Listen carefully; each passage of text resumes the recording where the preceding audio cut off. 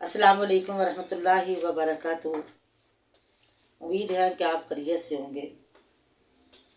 आप देख रहे हैं यूट्यूब चैनल इकरा इस्लामिक सेंटर। अगर आप मेरे चैनल पर न्यू हैं तो इसे लाइक और सब्सक्राइब करें,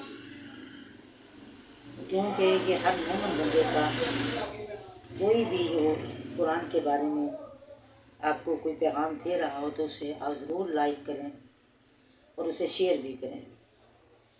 आज जो मैं आपको बताने लगी हूँ कि हम इधर उधर मारे फिरते हैं, बीमार हो जाएं, जगह जगह धक्के खाते हैं डॉक्टरों, हकीमों, दम झाड़े वालों से। क्यों ना आज हम अपनी बीमारियों का इलाज कुरान पाक से करें। प्यारे व्यूअर्स, इंशाअल्लाह ये जो मैं वज़ाइफ आपको बताने लगी हूँ, अगर आप इस पर अमल पैरा हो जाएंगे तो इंशाअल्लाह बीमारियों से मुकम्मल निजात पाएंगे। सबसे पहले नंबर 1, तिलावत कुरान मजीद जिस्मानी और रूहानी बीमारियों के लिए शिफा है। अल्लाह ताला अपने प्यारे कलाम में फरमाते हैं, वनुनज़्ज़िलु मिनल कुरान मा हुवा शिफ़ाउन लिन्नास शिफ़ाउन व रहमतुल लिल मोमिनीन। हमने कुरान से वो चीज़ें नाजिल फरमाई हैं कुरान पाक में जो मोमिनों के लिए शिफा भी है और रहमत भी है। नंबर 2, अल्लाह पाक फरमाते हैं, या अय्युहन नासु कद जाअतकुम मौइज़तुम मिन रब्बिकुम व शिफ़ाउन लिमा फिस सदूर व हुदम व रहमतुल लिल मोमिनीन। ऐ लोगो, तहकीक तुम्हारे रब की तरफ से तुम्हारे पास नसीहत आ गई है और वो बीमारियों के लिए शिफा है और ईमान वालों के लिए हदायत और रहमत है। इतना पाक कलाम आपके पास मौजूद है। बीमारी के इलाज के लिए मुख्तलिफ कुदरती ग़िज़ाओं और दुआओं से इस्तिफ़ादा हासिल करें। मसलन शहद, कलवंजी, आब ज़मज़म, बारिश का साफ़ व शफाफ पानी, जैतून का तेल। बीमारी और तकलीफ़ की सूरत में ज़्यादा से ज़्यादा सूरत फातिहा पढ़कर मरीज़ को दम करें, जो माशाअल्लाह हर मुसलमान मोमिन को ये सूरत आती है, हर नमाज की ये जीनत है। तो मैंने इससे पहले सूरत फातिहा मुकम्मल महा तर्जुमा यानी बयान की है, और आप अगर उस सूरत फातिहा को 7 बार पढ़ें और उसके बाद 7 दफ़ा आयतुल कुर्सी पढ़ें, 7 दफ़ा आप सूरत बकरा की आखिरी आयत पढ़ें, उसके बाद 7 दफ़ा सूरत नास और सूरत फलक यानी मुअव्वज़तैन पढ़ें और मरीज़ को दम करें, खुद अपने पर दम करें, तो इंशाअल्लाह दावे से कहती हूँ कि सूरत फातिहा शिफ़ाउन लिन्नास, लोगों के लिए शिफा है। और इसको सूरत रुकैया भी कहा जाता है कि दम करने वाली सूरत। एक सहाबी ने, कहते हैं कि मैं जा रहा था, एक देहात से गुजरता हूँ तो एक आदमी दौड़ा दौड़ा आता है कि अगर तुम्हें कोई दम झाड़ा आता है तो हमारा जो बड़ा है ना चौधरी है, उसको सांप ने ढस लिया है, तो आपको अगर कोई दम आता है तो आप दम कर दें।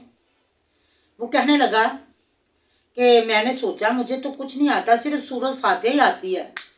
वो मुझे ले गए, मैं 3 दिन रहा वहाँ, मैं सूरत फातिहा दम करके इसको दम करता रहा, पढ़ के दम करता रहा, और उसको अल्लाह ताला ने माशाल्लाह ठीक कर दिया। फिर उसने मुझे कुछ बकरियां उन्होंने मुझे दी जो मैं लेके नबी सल्लम के पास आया और अल्लाह के रसूल सल्लल्लाहु अलैहि वसल्लम को बताया। आपने फरमाया ये सूरत शिफा है, शिफाउल लिन्नास। अल्लाह जानता है मुसलमानों, तुम्हारे पास तो इतनी बड़ी सूरत है सूरत फातिहा, इसको छोड़कर इधर उधर क्यों फिरते हो? आओ सूरत फातिहा को एक अपना वजीफा बना लो, सुबह शाम 7-7 दफ़ा पढ़ के अव्वल आखिर दुरूशी पढ़ के सूरत फातिहा दम करो, इंशाअल्लाह अल्लाह हर बीमारी से शिफा अता फरमा देगा। ये अल्लाह की बहुत बड़ी रहमत है। दूसरा वो दुआ जो हजरत अय्यूब अलैहिस्सलाम ने पढ़ी, रब्बि इन्नी मस्सनी यज़ुर व अंत अरहमुर राहिमीन। अल्लाह मुझे बीमारी लगी है और तू सब मेहरबानों से बढ़कर मेहरबान है। अपना हाथ दर्द वाली जगह पर रखे और पढ़े, फिर उसके बाद पढ़े बिस्मिल्लाह, अल्लाह का नाम लेकर, आऊज़ु बिल्लाहि व कुदरतिही मिन शर्रि मा अजिदु व हाज़िरु।